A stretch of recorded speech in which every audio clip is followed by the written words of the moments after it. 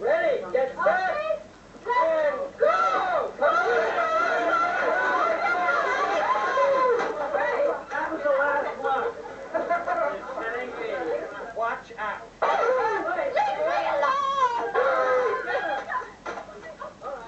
Ce n'est pas la vérité, c'est de la mise en scène. Un grand magazine américain présente ainsi à ses lectrices la mode française de cet hiver. Demain, la robe ainsi portée par Suzy Parker sera copiée et vendue aux États-Unis à des milliers d'exemplaires. Car la haute couture française est devenue en Amérique une affaire de gros sous. Nous avons demandé à William Klein, l'un des plus grands photographes américains, de vous faire voir à sa manière les personnages et les décors de ce big business. Vous avez le plus gros chiffre d'affaires de confection de New York. Oui. Vous pouvez vendre moins cher que n'importe qui. Oui. Mais alors les copies ne sont pas bonnes. Fashion and quality come before price. On dit aussi que vous êtes le plus gros requin de New York. Yes. Thank you. Voici trois des plus gros requins de New York. Onig, Digis et à gauche Farkas, le grand méchant loup de la couture. Ils vont si bon marcher ces copies que les magasins de luxe ne peuvent le concurrencer. Certains ont même renoncé à venir cette année acheter à Paris. Alors vous êtes le conseiller de tous les fabricants de convection en Amérique. Oui. Et donc le meilleur spécialiste de la question en Amérique. Oui. Vous savez que les Français font des complexes cette année parce qu'un grand magasin de New York n'est pas venu à Paris. Stupid. Ridiculed. Qu'êtes-vous?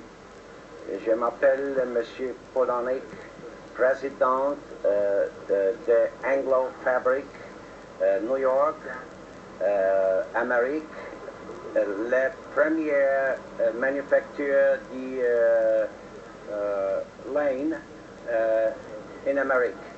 Quel est votre chiffre d'affaires? Approximate 10 million dollars, 5 milliards francs. Hi, my name is David Zelenka. I'm president of Zelenka Matlick, New York. Vous représentez combien d'argent? We do approximately $5 million. Ben Reed, an American couturier, and we do about, how do you say, 6 million and 3 million in French? $3 million business a year, and I like Paris. Ed Finkelstein, le directeur, le magasin Macy Pret-à-Porter. Qu'est-ce que c'est le magasin Macy? Le plus grand magasin du monde. Le plus grand magasin du monde. Et voici les acheteurs des autres plus grands magasins du monde. Nous sommes un cocktail donné comme chaque année pendant les collections par Pierre Godard, que voici, l'agent d'exportation le plus important du tissu français. Et voici les représentants de Dupont de Nemours. Mel Davidoff, le plus grand fabricant de tailleurs d'Amérique. Russell Carpenter, un des plus gros importateurs de la couture française. Et voici celles qui font la loi pour la femme américaine, car au fin fond du Texas, la seule idée qu'on puisse avoir de la mode, c'est celle qu'en donnent les journaux. Betsy Blackwell de Mademoiselle, 3 millions de lectrices. Sally Curtin de Life Magazine, 25 millions de lecteurs. Eugenia Shepard du Herald Tribune, 55 millions de lecteurs. Jessica Daves, directrice de Vogue, la Bible de la mode. Mrs. Vogue, vous avez la réputation d'être la plus grande chroniqueuse de mode aux États-Unis. Comment se fait-il que les États-Unis n'aient pas inventé eux-mêmes une haute couture américaine? Nous avons inventé une couture, pas une haute couture, mais c'est plutôt la couture du sport et des jeunes gens, mais nous avons aussi des très bons dessinateurs en Mais Amérique. pourquoi est-ce qu'ils ne peuvent pas se passer de la France? Mais je crois que c'est parce que nous aimons tant la France et que la France fait le travail tellement bien qu'on vient ici. Mais on pourrait imaginer qu'il y ait des couturiers américains. Ça viendra. Nous sommes Vous encore... pensez que ça viendra? Ça viendra. Nous sommes encore très jeunes ici. David Kidd, un des meilleurs dessinateurs d'Amérique.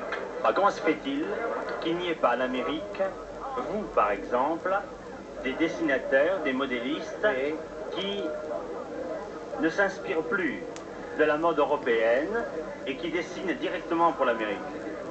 Ouais, mais ça fait différent alors. Mais pour moi, Paris est les sources de toutes les inspirations de couture de le monde. Pourquoi? Pourquoi pas? Et pourquoi est-ce que c'est comme Je ne ça? sais pas. Je pense qu'il est sur le bois, sur les petits roues, il est everywhere. Qu'est-ce que c'est everywhere en français? C'est partout, oui. C'est partout. Oui.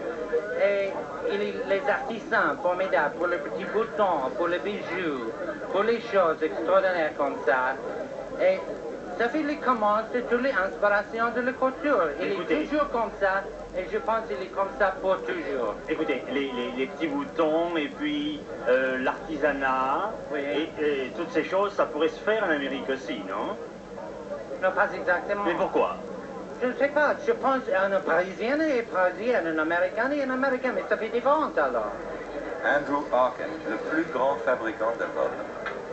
Vous représentez une maison américaine qui fabrique combien de robes par an? Nous faisons peut-être 400 000 robes par année.